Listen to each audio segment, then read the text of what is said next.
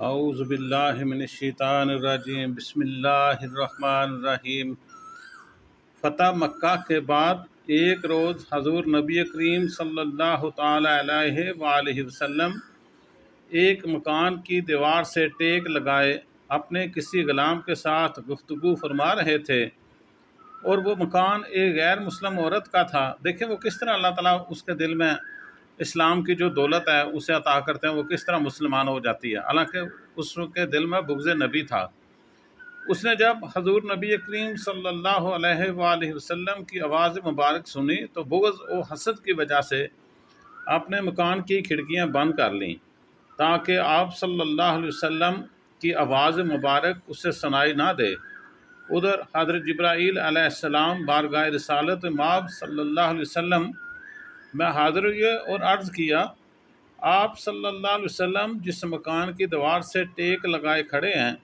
یہ ایک غیر مسلم عورت کا مکان ہے،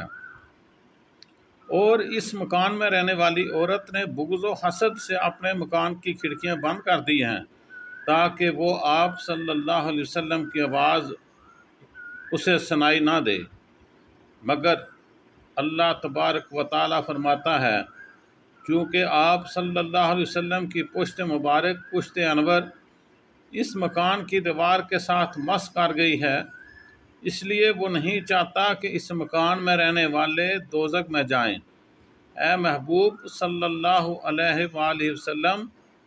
اس نے اپنے مکان کی کھڑکیوں کو بند کیا اور ہم نے اس کے دل کی کھڑکیوں کو کھول دیا ہے۔ جبرائیل علیہ السلام کا یہ کہنا تھا کہ اس عورت کے اندر بیٹھے بیٹھے دل کی دنیا بدل گئی اور وہ بے قرار ہو کر باہر نکلی اور حضور نبی کریم صلی اللہ علیہ وآلہ وسلم کے قدموں میں گر گئی اور مسلمان ہوگی، اور صدقے دل سے اس نے یہ کہا، اشہد ان لا الہ الا اللہ اشہد ان کا محمد رسول اللہ، اشہد ان لا الہ الا اللہ اشہد ان کا محمد رسول اللہ صلی اللہ تعالی علیہ وآلہ وسلم۔ دیکھیں اس عورت کو اللہ تعالیٰ نے کس طرح ایمان کی دولت سے منور کیا۔ اللہ تعالیٰ تمام مومنوں کو کلمے کی اصل جو روح ہے اسے سمجھنے کی توفیق عطا فرمائے۔ تو ایک بار ویڈیو کے اختتام پہ درود پاک پڑھ لیں بحق نبی کریم صلی اللہ علیہ وسلم۔ الصلاۃ والسلام علیک یا رسول اللہ، الصلاۃ والسلام علیک یا حبیب اللہ۔